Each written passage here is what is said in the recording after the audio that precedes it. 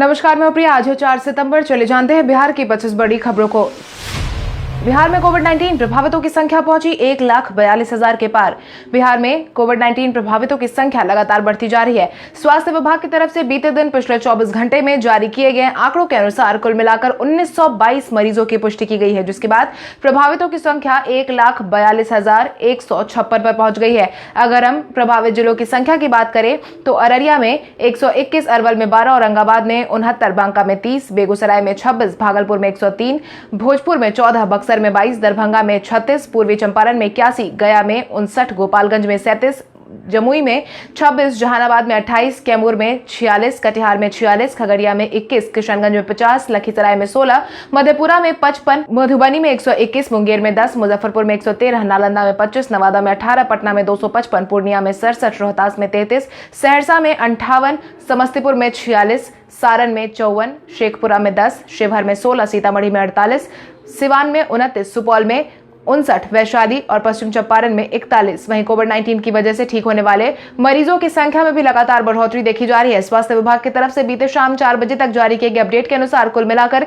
1,24,976 मरीज ठीक हो चुके हैं। वहीं 728 लोगों की जान जा चुकी है। बिहार में सभी ब्रांच पोस्ट ऑफिस में खुलेगा कॉमन सर्विस सेंटर। बिहार के डाकघर के सभी ब्रांच ऑफिस में कॉमन सर्विस सेंटर खोलने की तैयारी कर दी गई है, जिसके तहत जन्म प्रमाण पत्र, आवासीय प्रमाण पत्र, आधार कार्ड, पैन कार्ड समेत रेलवे टिकट बनाने सहित 300 सेवा उपलब्ध करवाने के लिए कॉमन सर्विस सेंटर की शुरुआत जल्द होने वाली है। मिली जानकारी के अनुसार पूरे राज्य में डाकघर के 8,000 ब्रांच ऑफिस है। डाक विभाग में प्रथम चरण में 200 ब्रांच ऑफिस में कॉमन सर्विस सेंटर खोलने का निर्णय लिया गया है। आज से सहरसा से पटना के बीच राज्य रानी एक्सप्रेस सहित 3 ट्रेनों के परिचालन की होगी शुरुआत। आज से नीट, जेईई सहित अन्य प्रतियोगिता परीक्षा में शामिल होने वाले परीक्षार्थियों की सहूलियत के लिए 15 सितंबर तक सहरसा से 3 जोड़ी ट्रेन चलाने की प्रक्रिया शुरू होने वाली है। रेलवे ने बिहार सरकार के अनुरोध पर सहरसा पटना राज्य रानी सुपरफास्ट, सहरसा राजेंद्र नगर इंटरसिटी और सहरसा पाटलिपुत्र जनहित एक्सप्रेस दोनों तरफ से चलाने का निर्णय लिया है, जिसकी जानकारी समस्तीपुर मंडल के वरिष्ठ मंडल वाणिज्य प्रबंधक सरस्वती चंद्र ने दी है और बताया है कि राजरानी इंटरसिटी और जनहित एक्सप्रेस तीनों ट्रेन स्पेशल बनकर चलाए जाएंगे। बिहार एसटीईटी एडमिट कार्ड हुआ जारी। बीते दिन बिहार एसटीईटी एडमिट कार्ड को जारी कर दिया गया है। बिहार माध्यमिक शिक्षक पात्रता परीक्षा 2019 पुनर्परीक्षा में प्रवेश पत्र को आधिकारिक वेबसाइट www.bsebstet.gov.in पर जाकर इसे डाउनलोड किया जा सकता है। प्रवेश पत्र डाउनलोड करने के लिए अभ्यर्थियों को अपना एप्लीकेशन नंबर और डेट ऑफ बर्थ डालना होगा। यह परीक्षा 9 सितंबर से 21 सितंबर के बीच बिहार राज्य के पटना, भोजपुर, नालंदा, गया, छपरा, वैशाली, मुजफ्फरपुर, औरंगाबाद, दरभंगा, समस्तीपुर, भागलपुर और पूर्णिया जिला मुख्यालय में 3 पालियों में आयोजित करवाई जाएगी। हालांकि परीक्षा में महिला अभ्यर्थियों के लिए होम सेंटर की व्यवस्था नहीं की गई है। बिहार के स्वास्थ्य महकमे में होगी 12,000 बम्पर बहाली। बिहार में पिछले 3 साल में स्वास्थ्य विभाग में 21,530 नियुक्तियां अलग अलग कोटि में की गई है, जिसकी जानकारी बिहार के स्वास्थ्य मंत्री मंगल पांडे ने दी है। उन्होंने बताया है कि स्वास्थ्य विभाग में सकारात्मक परिवर्तन दिखाई दे रहा है, तो प्रतिपक्ष के नेता को नियुक्तियों से जुड़े आंकड़ों को पढ़ लेना चाहिए। स्वास्थ्य विभाग अपनी क्षमताओं का विस्तार कर रही है और सुविधाओं में भी सुधार लगातार देखने को मिल रहा है। एनडीए सरकार में माननीय मुख्यमंत्री नीतीश कुमार जी और उप मुख्यमंत्री माननीय सुशील कुमार मोदी जी के नेतृत्व में जो काम हुआ है उसका यह ट्रेलर है। नियुक्तियों के अलावा राष्ट्रीय स्वास्थ्य मिशन के तहत इस महीने सितंबर में सामान्य चिकित्सा में 221, विशेषज्ञ चिकित्सा में 400, जीएनएम में 4,000 और 8,000 एएनएम में इसके साथ ही 12,621 पदों के लिए विज्ञापन निकलने वाला है।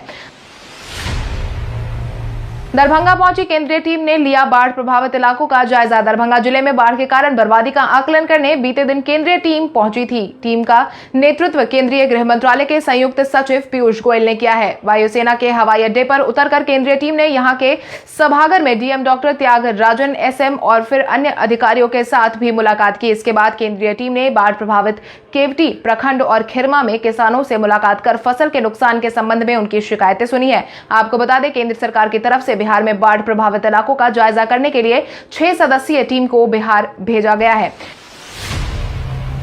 भाजपा ऑफिस के अंदर अतिथि टीचरों का दिखा विरोध। बिहार में अतिथि टीचर इन दिनों नाराज नजर आ रहे हैं। इसी का प्रमाण बीते दिन देखने को मिला, जब बिहार भाजपा ऑफिस के अंदर अतिथि टीचरों ने जमकर बवाल किया। मिली जानकारी के अनुसार बिहार के अतिथि सहायक प्राध्यापक काफी संख्या में भाजपा ऑफिस के अंदर बीते दिन पहुंचे थे और बिहार के उप मुख्यमंत्री सुशील कुमार मोदी से मिलने की मांग कर रहे थे, जहां पर सरकार से नियमित करने की मांग कर रहे थे। पुलिस के समझाने के बावजूद कोई अतिथि शिक्षक बाहर नहीं निकला, जिसके बाद अतिथि सहायक प्राध्यापकों और अध्यापकों को साफ तौर पर कह दिया गया था कि जब तक उप मुख्यमंत्री से नहीं मिल लेते हैं तब तक वो वहां से नहीं हिलेंगे।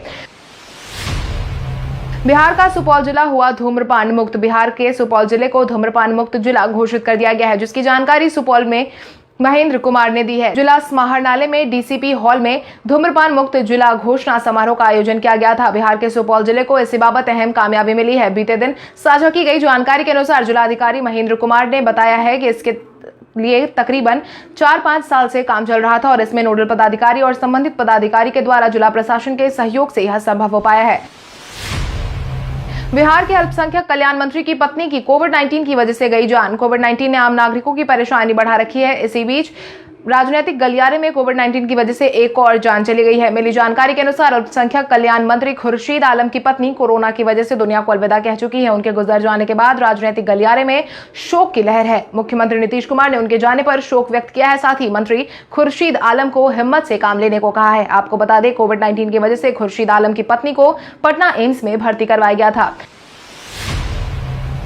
रघुवंश प्रसाद सिंह की नाराजगी अभी भी है बरकरार। राजद के वरिष्ठ नेता रघुवंश प्रसाद सिंह अभी भी कोविड-19 के प्रभाव से पूरी तरीके से उबर नहीं पाए हैं, जिसकी वजह से दिल्ली एम्स में उनका इलाज जारी है और दूसरी तरफ रामा सिंह को लेकर अभी तक वो नाराज चल रहे हैं। रघुवंश बाबू की देखभाल में लगे केदार सिंह ने बताया है कि अभी कुछ दिन में वो दिल्ली में रहने वाले हैं, क्योंकि उनकी तबीयत थोड़ी ठीक नहीं है। हालांकि उन्होंने राजनीतिक प्रकरण पर फिलहाल कुछ भी बोलने से साफ इनकार कर दिया है। इतना ही नहीं, उन्होंने आगे यह भी कहा है कि इन दिनों रघुवंश बाबू ना तो किसी से मिल रहे हैं और ना ही राजद के बारे में कोई प्रतिक्रिया दी है। आज बिहारी पहचान में हम बात करेंगे रामधारी सिंह दिनकर की। रामधारी सिंह दिनकर हिंदी के एक प्रमुख लेखक, कवि और निबंधकार थे।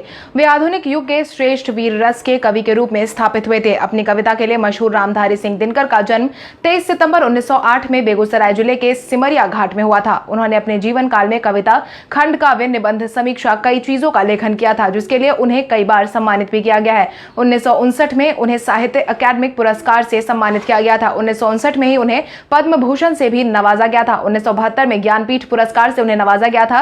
वहीं आपको बता दें, दिनकर ने पटना विश्वविद्यालय में इतिहास राजनीति विज्ञान में बीए किया था। उन्होंने संस्कृत, बांग्ला, अंग्रेजी और उर्दू का गहन अध्ययन भी किया था। वहीं 24 अप्रैल 1974 को 65 साल की उम्र में उन्होंने मद्रास, तमिलनाडु में आखिरी सांस ली थी। नए नारे के साथ डिजिटल हाईटेक रथ पर चुनाव प्रचार को भाजपा हुई तैयार। कोविड-19 के माहौल के बीच आगामी विधानसभा चुनाव को ध्यान में रखते हुए तैयारियां जोर शोर से बिहार के गलियारे में देखने को मिल रही है। इसी क्रम में भारतीय जनता पार्टी ने भी 110 डिजिटल रथ चुनाव प्रचार के लिए तैयार कर लिया है। साथ ही इस बार भाजपा है तैयार, आत्मनिर्भर बिहार के नारे के साथ जनता के बीच में जाने के लिए तैयार है। बस विधानसभा चुनाव में पहले प्रचार के रथों को हरी झंडी का इंतजार है। आपको बता दें, यह रथ इस तरीके से बनाए गए हैं कि यह आसानी से मंच का काम भी कर सकते हैं। बीते दिन एक बार फिर से लालू यादव से मिलने पहुंचे कई विधायक। आगामी विधानसभा चुनाव से पहले बीते दिन एक बार फिर से कई लोग लालू प्रसाद यादव से मिलने पहुंचे थे। हालांकि लालू यादव से मिलने रांची पहुंच रही राज्य विधायिका को 14 दिन के क्वारंटाइन में डालने के बाद ऐसी उम्मीद जागी थी कि शायद अब लालू यादव की दरबार नहीं लगेगी, मगर ऐसा बिल्कुल नहीं हुआ। गुरुवार को भी लालू प्रसाद यादव से मिलने के लिए सैकड़ों लोग रिम्स के डायरेक्टर के बंगले के बाहर देखे गए हैं। हर दिन की भांति बीते दिन भी सुबह 7 बजे से रांची के रिम्स निदेशक आवास के बाहर आने वाले राजनेताओं की भारी संख्या देखी गई। बिहार के 2 शिक्षकों को वेबिनार के जरिए दिया जाएगा पुरस्कार। बिहार के 2 शिक्षकों को वेबिनार के जरिए सम्मानित किया जाएगा। केंद्रीय शिक्षा मंत्रालय ने इस संबंध में राज्य शिक्षा विभाग को अवगत करा दिया है। वेबिनार के जरिए राष्ट्रपति बिहार के 2 शिक्षकों को राष्ट्रीय सम्मान से सम्मानित करने वाले हैं। इनके मेडल और प्रशस्ति पत्र और जिला स्तर पर भेज दिया गया है। इस साल बिहार के 2 शिक्षकों में सारण के अखिलेश पाठक और बेगूसराय के संत कुमार सैनी का नाम शामिल है। इन्हें इनके जिला मुख्यालय पर NIC में ऑनलाइन कॉन्फ्रेंस से सम्मानित किया जाएगा। इस सम्मान से देश के कुल 47 शिक्षकों को सम्मानित किया जाएगा। बिहार में कोविड-19 की रिकवरी दर पहुंची 88% पर। बिहार में कोविड-19 प्रभावितों की संख्या जहां एक तरफ बढ़ती जा रही है, वहीं दूसरी तरफ ठीक होने वालों की संख्या में भी बढ़ोतरी देखी जा रही है। स्वास्थ्य विभाग की तरफ से बीते दिन मिली जानकारी के अनुसार कोविड-19 संक्रमितों की रिकवरी दर 87.91% पर पहुंच गई है। वहीं अब तक राज्य में कुल मिलाकर 35,71,055 सैंपल की जांच की जा चुकी है, जिसमें से 1,42,156 लोग पॉजिटिव पाए गए हैं। सुशांत सिंह राजपूत मामले में मीडिया ट्रायल के खिलाफ पूर्व पुलिस अफसर पहुंचे अदालत। मुंबई के 8 पूर्व आईपीएस अफसरों ने मुंबई हाईकोर्ट में एक जनहित याचिका दायर करके सुशांत सिंह राजपूत मामले में मीडिया ट्रायल पर रोक लगाने की मांग की है। इन 8 पूर्व आईपीएस अफसरों की तरफ से जारी किए गए जनहित याचिका में कहा गया है कि गलत रिपोर्टिंग कर मुंबई पुलिस की छवि खराब करने की कोशिश की जा रही है। जो सही हो वो तटस्थ होकर खबर चलाएं। इस पूरे मामले में बेवजह मुंबई पुलिस की छवि खराब की जा रही है। आज से मास्क नहीं पहनने वालों पर प्रशासन दिखाएगी सख्ती। आज से मास्क नहीं पहनने वालों की खैर नहीं है। प्रमंडलीय आयुक्त संजय कुमार अग्रवाल की तरफ से साझा की गई जानकारी के अनुसार सार्वजनिक स्थान पर फेस मास्क के उपयोग में ढिलाई बरतने वाले लोगों की मुश्किलें बढ़ने वाली है। सार्वजनिक स्थान पर लोगों द्वारा 100% मास्क का उपयोग किया जाना अनिवार्य हो गया है। ऐसा नहीं करने वालों पर सख्ती से पेश आया जाएगा। वहीं सार्वजनिक स्थान या सार्वजनिक वाहनों में बिना मास्क के लोगों से वसूली की जाएगी, जिसको लेकर 4 सितंबर यानी कि आज से अगले 10 दिन तक मास्क के उपयोग की जांच के लिए सघन मुहिम चलाई जा रही है। कोइलवर से सोन नदी पर बनकर तैयार हुआ नया पुल। भोजपुर जिले के कोइलवर पुल में तकरीबन 194 करोड़ रुपए की लागत से नया पुल बनकर तैयार हो गया है। इस पुल में कुल 74 स्पेन है। नए पुल की लंबाई पुराने पुल से अधिक लंबी है। सोन नदी पर बने ऐतिहासिक अब्दुल बारी पुल, जो कि कोइलवर पुल के नाम से मशहूर है, उसके समानांतर दूसरा नया पुल बनकर तैयार हो गया है। सोन नदी पर बन रहे इस 6 लेन के पुल का दक्षिणी लेन पूरी तरीके से बनकर तैयार हो गया है, जिसकी शुरुआत होते ही अब सड़क यातायात पूरी तरह से इस पुल पर शिफ्ट हो जाएगी। ट्रेनों का परिचालन पुराने अब्दुल बारी पुल से ही जारी रहेगा। उप मुख्यमंत्री सुशील कुमार मोदी ने चुनाव के दौरान एनडीए के सामने 2 भ्रष्टाचारी और वंशवादी दल होने की कही बात। आगामी विधानसभा चुनाव में लगातार बयानबाजी का सिलसिला जारी है। इसी क्रम में भाजपा के वरिष्ठ नेता और बिहार के उप मुख्यमंत्री सुशील कुमार मोदी ने बीते दिन राजद और कांग्रेस को निशाने पर लिया है, जिसके तहत उन्होंने दोनों ही पार्टियों को भ्रष्टाचारी और वंशवादी तक बताया है। उन्होंने अपने ट्वीट में लिखा है कि अब यह साफ हो गया है कि विधानसभा चुनाव में एनडीए के सामने केवल 2 आदतन भ्रष्टाचारी और परंपरागत दल होंगे। इससे जनता को यह फैसला करने में आसानी होगी कि न्याय के साथ विकास को आगे बढ़ाया जाए या काम के बदले जमीन लिखवाने वालों को। इसके साथ ही उन्होंने आगे कहा कि जीतन राम मांझी के राजद कांग्रेस को साथ छोड़ने के बाद विपक्ष सिर्फ राजद कांग्रेस का साझा पॉलिटिकल करप्शन फोरम रह गया है। तेजस्वी यादव की यूथ पॉलिटिक्स के खुले राज। बिहार विधानसभा चुनाव आने में कुछ ही समय बचे हैं, इसलिए चुनावी तैयारी भी जोर शोर से जारी है। नेता प्रतिपक्ष तेजस्वी यादव भी इसी क्रम में लगातार चुनावी मैदान में उतरने से पहले मुख्यमंत्री नीतीश कुमार को निशाने पर ले रहे हैं। तेजस्वी यादव इस बार चुनाव में बेरोजगारी के मुद्दे और युवाओं पर खास ध्यान दे रहे हैं। हालांकि तेजस्वी यादव यूथ पॉलिटिक्स का क्या राज है, आखिर क्यों बार बार युवाओं का मुद्दा उठा रहे हैं? राजनीतिक जानकारों की माने तो इस बार 17 लाख युवा विधानसभा में अपना वोट का इस्तेमाल करने वाले हैं और यही कारण है कि वो यूथ को अपनी तरफ करने में जुट गए हैं। बिहार विधानसभा चुनाव 2020 में आप के साथ मिलकर तीसरे मोर्चे की तैयारी में यशवंत सिन्हा। आगामी बिहार विधानसभा चुनाव में एक तरफ जहां नेशनल डेमोक्रेटिक अलायंस और महागठबंधन के बीच सीधा मुकाबला देखने को मिल रहा है, वहीं दूसरी तरफ प्रदेश में एनडीए और महागठबंधन को कड़ी चुनौती देने के लिए तीसरे मोर्चे की तैयारी शुरू हो गई है। तीसरे मोर्चे में आम आदमी पार्टी समेत यूनाइटेड डेमोक्रेटिक अलायंस और अन्य राजनीतिक दलों को जोड़कर लोगों के सामने विकल्प पेश किया जा सकता है। अटल बिहारी वाजपेयी सरकार में रहे पूर्व वित्त मंत्री और यूनाइटेड डेमोक्रेटिक अलायंस के अध्यक्ष यशवंत सिन्हा तीसरे मोर्चे को लेकर आपसे लगातार बातचीत कर रहे हैं। जदयू ने जीतन राम मांझी को बताया अपने समाज और बिहार का बड़ा नेता। दल बदल की राजनीति के बाद दल बदलने वाले राजनेताओं के सुर भी पूरी तरीके से बदल जाते हैं। इसी क्रम में प्रदेश जदयू के मुख्य प्रवक्ता संजय सिंह ने जीतन राम मांझी की तारीफ की है, जिसके तहत उन्होंने कहा है कि नीतीश कुमार व्यक्तित्व ऐसे हैं कि राजनीति में हर कोई उनके साथ आ जाता है। भले कुछ समय के लिए कोई नाराज हो जाए, लेकिन उनके दर्शन और दृष्टि दोनों साफ है, विकास की राजनीति करते रहते हैं। संजय सिंह ने कहा कि पूर्व मुख्यमंत्री जीतन राम मांझी अपने समाज और बिहार के एक बड़े नेता रहे हैं। मांझी के एनडीए में आने से बिहार की राजनीति पर तत्कालीन असर पड़ेगा। पप्पू यादव ने कांग्रेस को लीड करने की दी नसीहत। जहां प्रमुख पप्पू यादव ने बीते दिन विधानसभा चुनाव से पहले कांग्रेस को 2 टूक नसीहत दी है, जिसके तहत उन्होंने पहले तो बिहार की राजनीति पर टिप्पणी करते हुए कहा है कि बिहार में भ्रष्टाचार चरम पर है, यहां राष्ट्रपति शासन की जरूरत है और आगामी विधानसभा चुनाव राष्ट्रपति की देखरेख में करवाया जाना चाहिए। वहीं उन्होंने कांग्रेस को 2 टूक नसीहत देते हुए कहा है कि पार्टी बड़ी पार्टी है और महागठबंधन को लीड करने के लिए उसे आगे आना चाहिए। उन्होंने कहा है कि कांग्रेस राष्ट्रीय पार्टी है, कांग्रेस के नेताओं को अपने दल की ताकत को समझनी चाहिए और बिहार में नेतृत्व कर्ता की भूमिका में आना चाहिए। मैं कांग्रेस का समर्थन करने के लिए तैयार हूं।